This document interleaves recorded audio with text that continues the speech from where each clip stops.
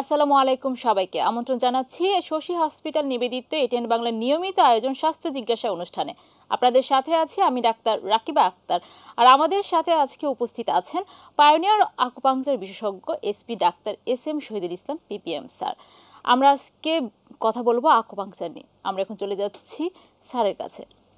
Sir, আমরা প্রথমে আপনার কাছে জানতে চাচ্ছি আকুপাংচার কি, এটা কিভাবে করা হয়? আকুপাঞ্চার হলো যে নির্দিষ্ট কিছু পয়েন্টে স্টিমুলেশন দেওয়া। স্টিমুলেশনটা হলো যে আমাদের বডির মধ্যে যে বিভিন্ন অর্গানের সাথে, এটা ট্র্যাডিশনাল চাইনিজ মেথড, যেটা চীনে প্রায় 5000 বছর পূর্ব থেকে প্রচলিত হয়েছে। এরা যেটা মনে করে যে আমাদের এক স্থান থেকে শুরু করে পুরো বডির বিভিন্ন অর্গানকে এফেক্ট করে এক একটা চ্যানেল, এরকম 12টা চ্যানেল ইম্পর্টেন্ট। এই চ্যানেলের মধ্যে কিছু কিছু পয়েন্ট আছে, একে আকু পয়েন্ট বলে। তাদের মতে যে আমাদের বিভিন্ন রোগ হয় কেন হয়, আমাদের চ্যানেলে ব্লকেজ হলে সেই ব্লকেজটা পয়েন্টকে আকুপাঞ্চার, বা আমরা এখানে যদি দেখি যে সূক্ষ্ম নিডিল, এরকম একটা সূক্ষ্ম নিডিল দিয়ে স্টিমুলেশন দেওয়া, ব্লকেজটা ছুটে যায়, রোগ মুক্তি হয়। অর্থাৎ সূক্ষ্ম নিডিলের মাধ্যমে আকুপাঞ্চার পয়েন্টে স্টিমুলেশনের মাধ্যমে রোগ নিরাময়ের পদ্ধতি হলো আকুপাঞ্চার। আচ্ছা, আমরা জানি যে স্যার আপনার আকুপাংচার বিষয়ের উপর অনেক গুরুত্বপূর্ণ ভূমিকা আছে। আমি স্কলারশিপ নিয়ে চায়নাতে যাই। প্রথমে সেখানে ল্যাঙ্গুয়েজের উপর কোর্স করি, তারপরে এমবিবিএস পাশ করি, পাশ করার পরে আকুপাঞ্চার ওখানে ট্রেনিং করি, করার পরে ওই দেশের রুগীদের উপর আকুপাঞ্চার প্র্যাকটিস করি। সাধারণত এটা কিন্তু চায়নাতে যারা যায় বহির্বিশ্বের ডক্টররা, ওই অতটা এক্সপার্ট না হলে সেই দেশের পেশেন্ট হ্যান্ডেল করতে দেয় না। তা আলহামদুলিল্লাহ বাংলাদেশি হিসাবে আমার দক্ষতা সেই লেভেলে ছিল বিধায় চাইনিজ রুগীদের উপর আমি আকুপাঞ্চার দিয়েছি। এরপর বাংলাদেশে আসার পরে আমি সিলেট এমএজি ওসমানী মেডিকেল কলেজে ইন্টার্নি করে বিএসএমইউতে আমি ইসলাম কিছুদিন, তারপরে বিসিএস দে হেলথে, পরে বিসিএস দে পুলিশ। বিসিএস দে পুলিশে আসার পরে আমাকে পুলিশ হাসপাতালে, কেন্দ্রীয় পুলিশ হাসপাতাল, সেন্ট্রাল পুলিশ হাসপাতাল, ওখানে চাকরি করার সুযোগ হয়েছিল। ওখানে কাজ করার বদৌলতে আমি কোভিডের আগে ওখানে আকুপাঞ্চার শুরু করি, খুব অভাবনীয় সফলতা পাই। অভাবনীয় সফলতার পরে তখন আমি দেখলাম যে বাংলাদেশে ওই অর্থে আকুপাঞ্চারটা প্রতিষ্ঠিত হয় নাই, যদিও সরকারিভাবে আমাদের মিরপুর 13 নম্বর ইউনানি হসপিটালে সরকারি বেড আছে, সরকারি ডক্টর আছেন, করে যাচ্ছেন। তারপরে শশী হাসপাতাল, একটা প্রাইভেট হাসপাতাল, যারা আকুপাঞ্চারকে প্রমোট করতেছে, তখন আমি সেখানে প্র্যাকটিস করি। এবং শুনে খুশি হবেন, সেখানে প্রবাসী ভাইরা যারা আমাদের ফার্স্ট ওয়ার্ল্ড কান্ট্রিতে আছে, ইউএসএ, ইউকে, অস্ট্রেলিয়া, সেই সব দেশ থেকেও এখানে এসে চিকিৎসা করতেছেন। আর বিদেশের নাগরিক, স্পেশালি আমাদের পার্শ্ববর্তী দেশ সহ বিভিন্ন দেশ থেকে বিদেশি নাগরিকরাও আসে আকুপাঞ্চারের চিকিৎসা নিচ্ছেন এবং সন্তুষ্ট হয়ে তারা বিদেশে ব্যাক করতেছেন। এটা একটা টার্ন। এতদিন ছিল যে আমাদের দেশের রোগীরা বিদেশে যাব চিকিৎসা করতে, এখন বিদেশি নাগরিকরা শশী হাসপাতালে আসতেছে চিকিৎসা নিতে। যদিও সংখ্যাটা কম, বাট আমি মনে করি এটা সিগনিফিক্যান্ট, খুবই একটা ভালো। বাংলাদেশি ডক্টর হিসেবে আমি গর্ববোধ করি। স্যার, আমরা আপনার কাছে আজকে গুরুত্বপূর্ণ 4টা রোগ নিয়ে কথা বলবো, মানে ওই রোগগুলোর উপরে যে আকুপাংচার চিকিৎসা নেওয়া হয় সেই চিকিৎসা পদ্ধতিটা কিভাবে নেওয়া হয় এরকম নিয়ে আমরা একটু আপনার কাছে জানতে চাই। প্রথমে জানতে চাচ্ছি কোমর ব্যথা নিয়ে, এটা আকুপাংচারে কি মানে মানে কতটুকু সাহায্য করে? কোমর ব্যথা যে আমাদের ঘরে ঘরে এখন কিন্তু আপনি যদি যান, হয়তো কিছু বয়স্ক, আগে একটা থিম ছিল কিছু বয়স্ক হলে কোমর ব্যথা হবে, আজকাল দেখা যাচ্ছে যে না, ইয়ং এজেও কোমর ব্যথা শুরু হচ্ছে। কোমর ব্যথার ক্ষেত্রে আকুপাঞ্চার খুব দুর্দান্ত রোল প্লে করে। কোমর ব্যথার প্রচলিত সিস্টেমটা কি? প্রচলিত সিস্টেমটা পেনকিলার খাওয়া, যদি না হয় অপারেশন করা। আকুপাঞ্চার কোনো ওষুধ লাগে না, কোনো অপারেশন লাগে না। আকুপাঞ্চার কিভাবে কাজ করে? আকুপাঞ্চার হলো, আমরা যদি একটা মেরুদণ্ডের একটা অংশ দেখি, যে আমাদের মেরুদণ্ড এরকম এক একটা কশেরুকা, মাঝখানে একটা জেলি থাকে। অর্থাৎ আমরা যদি বিল্ডিংয়ের সাথে কল্পনা করি, বিল্ডিংয়ে এক একটা ইট থাকে, ইটের মাঝে সিমেন্ট থাকে, এটা মনে করেন যে সেরকম এক একটা জেলি। আল্লাহ তাআলা আমাদের বডিকে এমনভাবে তৈরি করেছে যার পরিণতে জেলি সফট, নরম, সেই থাকার কারণে আমরা ব্যান্ড হইতে পারি, আমরা বাঁকতে পারি, ঝুঁকে যেতে পারি, এদিকে এদিকে যেতে পারি। কেন? এই জেলি থাকার কারণে। জেলি যদি না থাকতো, স্টিফ হয়ে যেত, তাহলে স্টিফ রোবটের মতো হয়ে যেতাম। এখন দেখা যায় কি যে ট্র্যাডিশনাল চাইনিজ মেডিসিন যেটা মনে করে আমাকে কোমর ব্যথা হচ্ছে কেন, কারণটাকে আইডেন্টিফাই করা। এখন অনেক রোগী কিন্তু শিখে গেছেন কোমর ব্যথার অন্যতম একটা প্রধান কারণ হচ্ছে PLID, prolapse lumber intervertebral disk. অর্থাৎ আমাদের মেরুদণ্ডের যে জেলি থাকে, এই লাম্বার জুরিসডিকশনে যে জেলি থাকে, জেলিটা কোনো কারণে বের হয়ে যায়। আমরা এখানে যদি ভিডিওতে লক্ষ্য করছি যে দেখানো যাচ্ছে কিনা আমি অন্য কালার দিয়ে বোঝানো হয়েছে যে জেলিটা বর্ধিত জেলি প্রলাপস, এই জেলিটা যেটা বেরিয়ে যাচ্ছে এই রগের উপর চাপ দিচ্ছে, এই রগের উপর চাপ দেওয়ার কারণে ব্যথা হচ্ছে। এখন আমার অনেক সময় কি দেখা যায় যে আমার ব্যথা হয়, অনেক সময় ঝিনঝিন হয়, অনেক সময় অবশ হয়, অনেক সময় কি কোমর থেকে পা পর্যন্ত ব্যথা হয় বা অবশ হয় বা ঝিনঝিন হয়। এখানে একটা নার্ভ থাকে সাইটিক নার্ভ বলে, যদি এই বর্ধিত অংশটা সাইটিক নার্ভের উপর চাপ দেয় তাহলে একের কোমর থেকে পা পর্যন্ত ব্যথা হবে। এই ব্যথা এই চাপটা কিভাবে দিচ্ছে, তারপর কারো ঝিনঝিন হয়, কারো অবশ হয়। এখন এখানে কি হয়, হাড় ক্ষয় হয়ে যেতে পারে, অন্য রোগ হতে পারে, অথবা কি হতে পারে, অথবা আমরা যখন মুভমেন্ট করতে চাই প্রেশার হতে পারে, আঘাতজনিত কারণ হতে পারে, অ্যাক্সিডেন্টজনিত কারণ হতে পারে, হলে এই জেলিটা বেরোয় রগের উপর চাপ দিচ্ছে। যতক্ষণ পর্যন্ত এই জেলিটা ঠিক না হবে বা হাড় ক্ষয়টা ঠিক না হবে ততক্ষণ পর্যন্ত কোমর ব্যথা ভালো হবে না। এখন আকুপাঞ্চার কি করে? আকুপাঞ্চার এখানে কম্বিনেশন একটা ট্রিটমেন্ট, আকুপাঞ্চার সহ চাইনিজ ফিজিওথেরাপি, এখানে কম্বিনেশন একটা ট্রিটমেন্ট দেওয়া হয়। ট্রিটমেন্টের মাধ্যমে আকুপাঞ্চার নির্দিষ্ট কিছু পয়েন্টে স্টিমুলেশন দেওয়া হয়। এর আগে আমি দেখালাম যে বডির কিছু পয়েন্ট আছে, পয়েন্টকে স্টিমুলেশন দিলে কি হয়, এর মধ্যে যে জেলি আছে জেলিটা শ্রিঙ্ক করে, সংকুচিত করলে বাইরের যে জেলিটা ভিতরে যাওয়া শুরু করে। পাশাপাশি আমরা একটা ফিজিওথেরাপির একটা টেকনিক আছে, চাইনিজ ফিজিওথেরাপি বলি, প্রেস করা হয়। প্রেস করলে এই বাইরের অংশটা ভিতর দিকে যাওয়া শুরু করে। যখনই শুরু করে তখনই এই বাইরের যে চাপ, এই জেলিটা যে চাপ দিচ্ছে চাপটা দেয় না, চাপ না দিলে পেশেন্ট ব্যথা অনুভব করে না। এর পরবর্তী স্টেজে দেখা যায় কি যে যখন ব্যথা ভালো হয়ে যাচ্ছে তখন এটা কিছু অংশ চলে যাচ্ছে, পুরো অংশ যাওয়ার জন্য লাইফস্টাইল ফলো করতে হয়। যে খাদ্যদ্রব্য খাইলে বডির মধ্যে ভিটামিন ডি ভালো থাকবে, হাড় ক্ষয় বন্ধ হবে, জেলি ভিতরের দিকে যাবে, সেই লাইফস্টাইল যারা করতেছে দীর্ঘদিন ভালো থাকতেছে। আমি বুঝবো কি করে? আমি বুঝবো এখন একটা এমআরআই করলাম, করার পরে আমি দেখলাম যে কোন কোন পয়েন্টে আমার জেলি বেরোলো।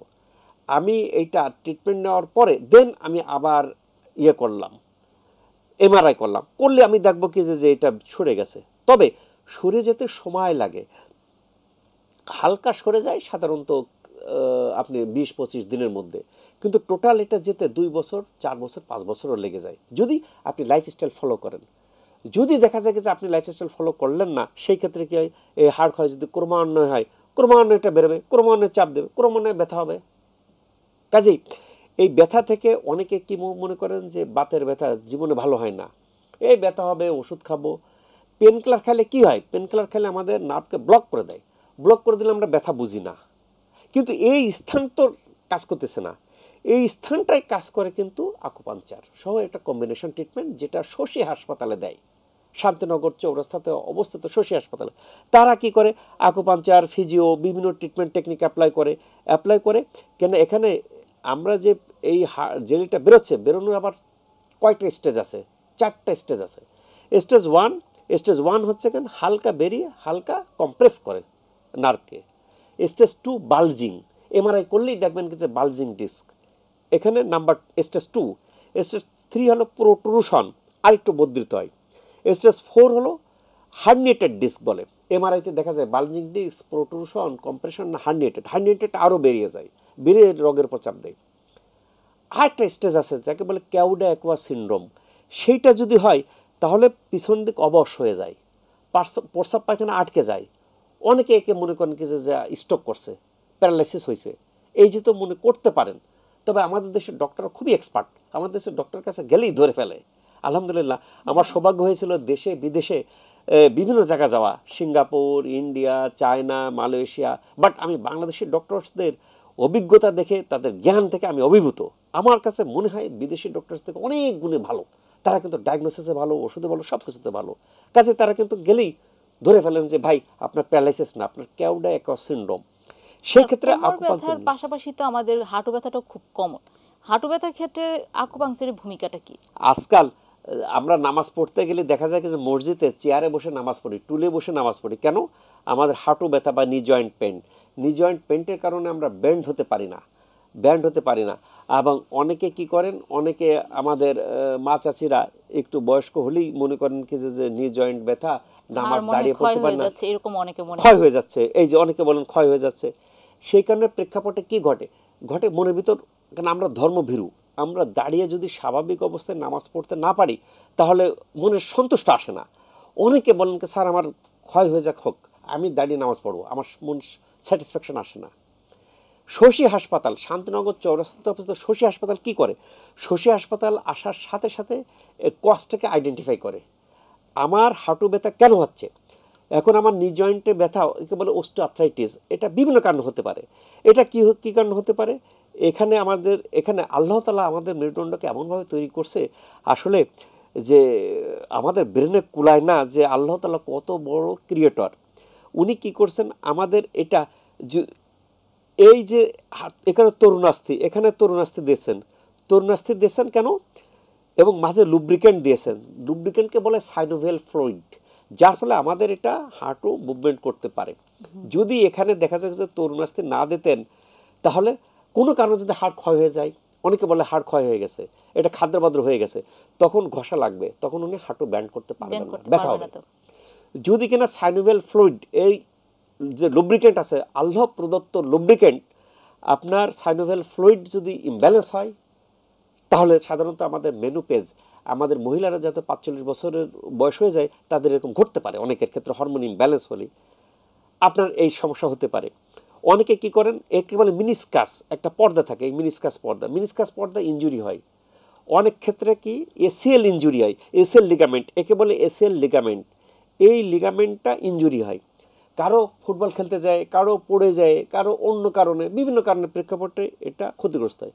এই ক্ষতিগ্রস্ত এখন শশী হাসপাতাল কি করে? শশী হাসপাতাল আগে এক্সরে এবং বিভিন্ন টেস্ট করে এই কজটাকে আইডেন্টিফাই করে। আপনার কি হাড় ক্ষয় হয়েছে, না সাইনোভিয়াল ফ্লুইড কমছে, না হরমোন ইমব্যালেন্স হয়েছে, নাকি আপনার মিনিসকাস পর্দা ছিঁড়ে গেছে, নাকি এসিএল ছিঁড়ে গেছে। যদি দেখা যায় যে মিনিসকাস পর্দা এসিএল ইনজুরি হয়েছে তাহলে আপনাকে বলা হয় যে আপনি ভর্তি হবেন, অবশ্যই ভর্তি হবেন, কেন ভর্তি না হলে এটা রিপেয়ার হয় না। আপনি কি হলো আকুপাঞ্চার নিলেন, মুভমেন্ট করলে দেখা যায় কি যে আপনি কাঙ্ক্ষিত রেজাল্ট পাচ্ছেন, কেন তো হিল হচ্ছে না। সেই জন্য শশী হাসপাতালে আলহামদুলিল্লাহ সাকসেস রেট মোর দ্যান 90%। 10% কেন সাকসেস হচ্ছে না, কেন? তার পেশাগত কারণের জন্য সে ভর্তি হতে পারে না। সে কি করে, স্যার ট্রিটমেন্ট নিচ্ছেন, মুভমেন্ট করতেছেন, ঘষা লাগতেছে, ফ্রিকশন হলে তো একটা হিল হচ্ছে না। কাজেই সেই ক্ষেত্রে নি জয়েন্টের ব্যথা যারা কোর্সটা কমপ্লিট করতেছেন, যারা অ্যাডভাইসগুলো শুনতেছেন শশী হাসপাতালের ডক্টরসদের, তারা কিন্তু এই হাঁটু ব্যথা থেকে খুব সহজেই রিলিফ পেয়ে যাচ্ছেন। কাজে এতদিন হাঁটু ব্যথা ওয়ান কাইন্ড অফ বাতের ব্যথা, ওর এতদিন বলা হতেছে ভাই বাতের ব্যথা ভালো হয় না, বাতের ব্যথা হবে, পেনকিলার খাবো, নয় মালিশ করবো, আবার কিছুদিন পরে ব্যথা হবে। কিন্তু এই ধারণা চেঞ্জ করে দিচ্ছেন শশী হাসপাতাল। কারণ শশী হাসপাতাল তো রুট কজ অ্যানালাইসিস, শশী হাসপাতাল যাওয়ার পরে কোনো ব্যথার ওষুধ দেয় না, ব্যথার ওষুধকে বন্ধ করে। সে কি করতেছে যে এখানে কি কারণে আমার ব্যথা হচ্ছে, কারণটাকে হাড় ক্ষয় হচ্ছে, যে হাড় ক্ষয় ঠিক করবো কীভাবে, বডির মধ্যে ইলেকট্রোলাইট, ভিটামিন ডি যেগুলো ইমব্যালেন্স আছে ওগুলো ব্যালেন্স করতেছে, লাইফস্টাইল ফলো করার কথা বলতেছে, আকুপাঞ্চার দিচ্ছে, হরমোনকে ব্যালেন্স করতেছে, ব্যালেন্স করলে ভালো হয়ে যাচ্ছে। কাজেই এই জাতীয় যাদের নি জয়েন্টে ব্যথা আছে, চেয়ারে বসে নামাজ পড়েন, হাঁটু ভাঁজ করতে পারেন না, দেখা যায় কি যে আপনি আকুপাঞ্চার নিয়ে একটা কম্বিনেশন ট্রিটমেন্ট নেওয়ার পরে আলহামদুলিল্লাহ আবার দাঁড়িয়ে নামাজ পড়তে পারেন, হাঁটু ব্যথা থেকে মুক্ত থাকতে পারেন। স্যার, আমরা এখন নিয়ে নিব ছোট্ট একটা বিরতির পরে আমরা আবারও মূল আলোচনায় চলে যাব। দর্শক, এই পর্যায়ে নিয়ে নিচ্ছি আমরা ছোট্ট একটা বিরতি, সেই পর্যন্ত আপনারা আমাদের সাথেই থাকুন। দর্শক, বিরতির পর আমরা আবারও ফিরে এলাম, চলে যাচ্ছি এখন মূল আলোচনায়। স্যার, আমরা শুনেছি যে আইবিএস এ আকুপাংচার চিকিৎসায় খুব গুরুত্বপূর্ণ ভূমিকা পালন করছে। আইবিএস এর ক্ষেত্রে আকুপাংচার ভূমিকাটা কি? আজকাল আমাদের খাদ্য অভ্যাসের কারণে আমাদের দেখবেন ঘরে ঘরে আইবিএস বা পেটের সমস্যা নাই এরকম পরিবার সংখ্যা পাওয়া যাবে বোধহয় নেহায়েত কম। কারো পেটে ভুটবার শব্দ হয়, কারো পেটে গ্যাস হয়, কারো ব্লাড যায়, কারো ক্ষেত্রে অস্বস্তি ফিল হয়, কারো ক্ষেত্রে গ্যাস হয়, কারো ক্ষেত্রে অনেক রকম সমস্যা, কারো ক্ষেত্রে পেটে ব্যথা হয়।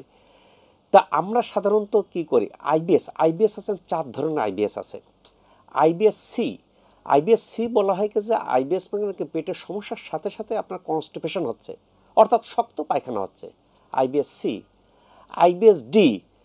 আইবিএস ডিটা হচ্ছে কি আমার পেটের সমস্যার সাথে সাথে আমার পাতলা পায়খানা হচ্ছে, ডায়রিয়া হচ্ছে, আইবিএস মিক্সড, আমাকে পেটের সমস্যার সাথে সাথে মাঝে শক্ত পায়খানা, মাঝে পাতলা পায়খানা, এরকম। আইবিএস সি, 3 নম্বর চলে গেল আইবিএস মিক্সড, আরেকটা আছে আইবিএস নান। অর্থাৎ আমার পেটের সমস্যা, বাট আমার পাতলা পায়খানা হয় না, শক্ত পায়খানা হয় না। আমাদের দেশের রুগীরা এই 4টার ক্যাটাগরি কোনো একটা ক্যাটাগরিতে পড়েন। কেন? আমাদের খাদ্য অভ্যাস, আমাদের খাদ্য অভ্যাসের কারণে পড়েন। এই ক্ষেত্রে এটা গেল আইবিএস। আরেকটা আছে আইবিডি। আইবিডিটা ইনফ্লামেটরি বাউল ডিজিজ, আইবিএস হলো ইরিটেবল বাউল সিনড্রোম, আর আইবিডিটা বলা হয় কি যে ইনফ্লামেটরি বাউল ডিজিজ। এই আইবিডির ক্ষেত্রে কী হয়, স্ট্রাকচার চেঞ্জ হয়ে যায়, এটা ধরে না হয় যে জীবনে ভালো হবে না। আইবিডির ক্ষেত্রে কী হয়, আলসারেটিভ কোলাইটিস এবং ক্রোনস ডিজিজ, পেটের ডান পাশে ব্যথা বাম পাশে ব্যথা, সাথে ব্লাড যায় পেটের সমস্যার সাথে, ওজন শুকিয়ে যায়, বডি সার আমার কমিয়ে যাচ্ছে, সাথে মাথা ব্যথা, অনিদ্রা দেখা যায়। আলহামদুলিল্লাহ আইবিডিতে যে কয়টা রোগী আসছে প্রত্যেকটা রোগী সফলতা পেয়েছে। এটা খুব চারটিখানি বিষয় নয়, বিনা ওষুধে।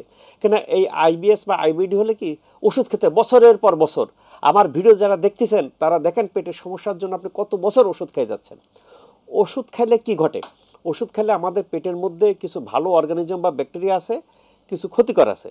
ভালো ব্যাকটেরিয়া দিনের পর দিন করলে ক্ষতিগ্রস্ত হয়, যার ফলে দেখা যাচ্ছে আপনি ওষুধ থেকে বেরোতে পারতেছেন না, পরে ওষুধেও কাজ হয় না।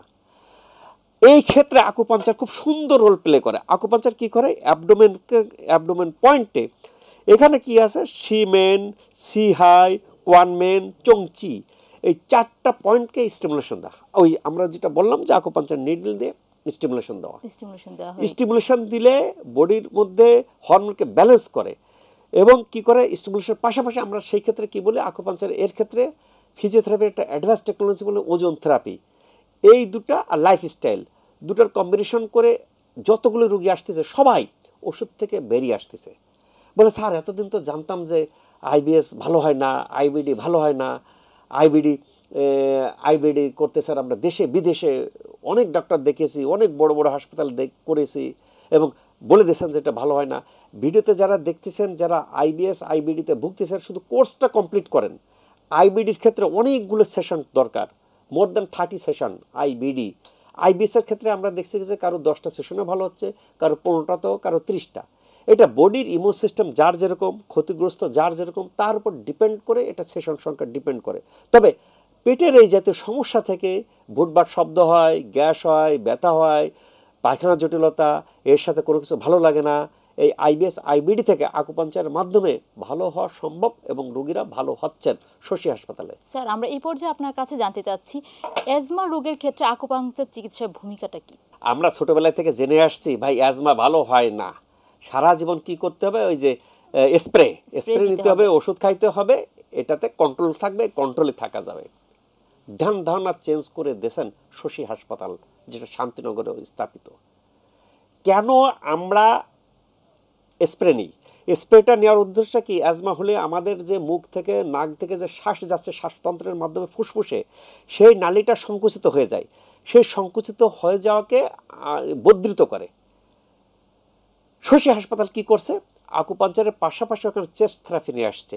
চেস্ট থেরাপিটা কি করে, আমাদের লাংসকে, শ্বাসনালীকে 3টা মেথড অ্যাপ্লাই করে, পারকাশন, ডাইরেকশন, স্কুইজিং।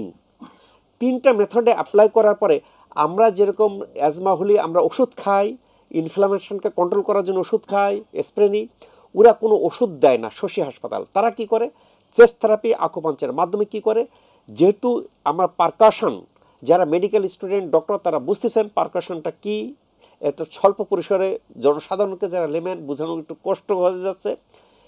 স্কুইজিং এবং ডাইরেকশন, তারা কি করে, পেটের ওই ফিজিওথেরাপির, ওকে বলে চেস্ট থেরাপির মাধ্যমে, এটা ফিজিওথেরাপির একটা অ্যাডভান্স টেকনোলজি। শশী হাসপাতাল ওটা মেশিনে করে, অ্যাডভান্স টেকনোলজি ওয়ার্ল্ডের বিভিন্ন দেশে আছে। বিশেষ করে কোভিডের কারণে বিশ্বের বিভিন্ন বড় হাসপাতাল তারা একটা কেন কোভিডে ফুসফুসকে এফেক্ট করছিল বেশি, সেই জন্য চেস্ট থেরাপি প্রত্যেকটা হাসপাতালে করছিল বিদেশে। শশী হাসপাতাল সেই ট্রিটমেন্টটা চালু করেছে, করলে আমাদের ভিতরের ইনফ্লামেশনকে মুখ থেকে বের করে দেয়, যার ফলে কোনো ওষুধ প্রয়োজন না। অ্যান্টি ইনফ্লামেটরি কাজ করতেছে, যার ফলে যাদের অ্যাজমা আছে তারা যদি এই ধ্যান ধারণা রেখে থাকেন যে সারা জীবন ওষুধ খাইতে হবে, আসে শশী হাসপাতাল, আসে একটু কোর্সটা কমপ্লিট করেন। কেন যারা আসছে 100% রোগী সফল হয়েছে, কোনো ওষুধ লাগে না, ভালো হয়ে যাচ্ছেন। কাজে এই যে সিওপিডি, অ্যাজমা, হাঁপানি যাই বলেন না কেন, শ্বাসকষ্ট, এখান থেকে মুক্ত থাকা যায় এই চেস্ট থেরাপি, আকুপাঞ্চারের মাধ্যমে এবং হেলদি লাইফস্টাইলের মাধ্যমে করে আপনি পুরোপুরি সুস্থ থাকতে পারবেন বিনা ওষুধে। বলতে এটা ভাবতে অবাক লাগে, কেন আমি মেডিকেল গ্রাজুয়েট হয়েছি, এমবিবিএস পাস করছি, এমপিএস করছি, এখন পিএইচডি করতেছি, কিন্তু আমার কাছেও এর আগে ট্রিটমেন্ট শুরুর আগে অবাক লাগতো যে অ্যাজমা কি সম্ভব, আইবিএস কি সম্ভব, আল্লাহর রহমতে এই বাতের ব্যথা কি সম্ভব, সবই আল্লাহর রহমতে আকুপাঞ্চারের মাধ্যমে ভালো হয়ে যাচ্ছে। এরপর লাইফস্টাইল ভালো করলে দীর্ঘদিন ভালো থাকতে পারেন। অনেকের একটা প্রশ্ন করতে থাকতে পারে, স্যার কতদিন ভালো থাকবো, ট্রিটমেন্ট আমি 30 দিন নিলাম, নেওয়ার পরে ভালো থাকলাম, তারপর কতদিন ভালো থাকতে পারবো? আপনি যতদিন লাইফস্টাইল ফলো করবেন, সারা জীবন লাইফস্টাইল ফলো করবেন, সারা জীবন ভালো থাকবেন। কেন আমার কারণটা যদি আমি রিমুভ করে ফেলতে পারি, ভালো থাকবেন। স্যার আমরা জানি যে বিদেশের অনেক জার্নালে আপনার অনেক আর্টিকেল প্রকাশিত হয়েছে, সে সম্পর্কে যদি আমাদেরকে একটু বিস্তারিত বলতেন। প্রত্যেকটি মেডিকেল গ্রাজুয়েটের স্বপ্ন থাকে, আমার স্বপ্ন ছিল। এখন কি হয়েছে, আলহামদুলিল্লাহ দীর্ঘদিন অধ্যবসায় গবেষণার পরিণতিতে গবেষণালব্ধ ফলাফল, এই যে সামনে যে আপনারা ইয়েগুলি দেখতেছেন জার্নাল, 33টা জার্নাল, এবং জার্নালগুলো কোথাকার আপনি দেখেন যে পাবমেড ইউএসএ কর্তৃক পরিচালিত, আপনি দেখেন কি যে ইউকে কর্তৃক প্রকাশিত, ইউকে ইউএসএ দেখেন, এটা ইউএসএ নিউ ইয়র্ক ইউএসএ। আমার এখানকার জার্নালগুলো যেটাই দেখবেন কি যে আপনি ইউএসএ, অর্থাৎ ইউএসএ ইউকে ইন্ডিয়া মতো ইন্টারন্যাশনাল জার্নালে, ইন্টারন্যাশনাল দেশ থেকে প্রকাশিত জার্নালে পাবলিকেশন। অর্থাৎ আমি যে চিকিৎসাতে কাজ করতেছে তার দালিলিক প্রমাণ কি, রুগী মুখে বলতেছে ভালো, দালিলিক প্রমাণ হলো মেডিকেল জার্নালে পাবলিকেশন হলো তার দালিলিক প্রমাণ। আলহামদুলিল্লাহ 33টা ইন্টারন্যাশনাল মেডিকেল জার্নালে অলরেডি পাবলিকেশন হয়েছে, আরও জার্নালে পাবলিকেশনের জন্য পাইপলাইন আছে। স্যার বাংলাদেশে আমরা কোথায় আকুপাঞ্চার চিকিৎসা সম্পর্কে জানতে পারি কিংবা কোথায় চিকিৎসাটা নিতে পারি? আকুপাঞ্চার সম্পর্কে বাংলাদেশে ফ্রি চিকিৎসা দেওয়া হচ্ছে মিরপুর 13 নম্বরে ইউনানি হাসপাতালে, যেখানে সরকারিভাবে ফ্রি। আর আকুপাঞ্চার সম্পর্কে অনেকে প্রশ্ন করেন, অনেকে জানতে চান বিস্তারিত কিভাবে কাজ করে, কোন কোন রোগের ক্ষেত্রে কাজ করে। সেই ক্ষেত্রে আকুপাঞ্চারের উপর আমার লেখা একটা বই, বাংলাদেশে আকুপাঞ্চার চিকিৎসার নিরাময়, এটা বাংলাতে এবং ইংরেজিতে খুব সুন্দরভাবে সহজ সরল ভাষায় বলা হয়েছে। যদি এই বইটা আপনি ধারে কাছে রাখেন, বইটা চোখ বুলান, দেখবেন কি যে এর মধ্যে যে আপনি বাংলাতে ইংরেজিতে বিভিন্ন জাতীয় আপনার আকুপাঞ্চারের উপর বিশদ ব্যাখ্যা দেওয়া আছে। পাশাপাশি আমার একটা ওয়েবসাইট আছে, ওয়েবসাইটটা হলো www.drsmshohidulislam.com। আপনি যদি এই ওয়েবসাইটে যান, ওয়েবসাইটে গেলে বিস্তারিত জানতে পারবেন আকুপাঞ্চার সম্পর্কে। স্যার আপনাকে অনেক ধন্যবাদ আমাদের সাথে এত গুরুত্বপূর্ণ তথ্যগুলো শেয়ার করার জন্য। ধন্যবাদ, এটিএন বাংলাকেও ধন্যবাদ।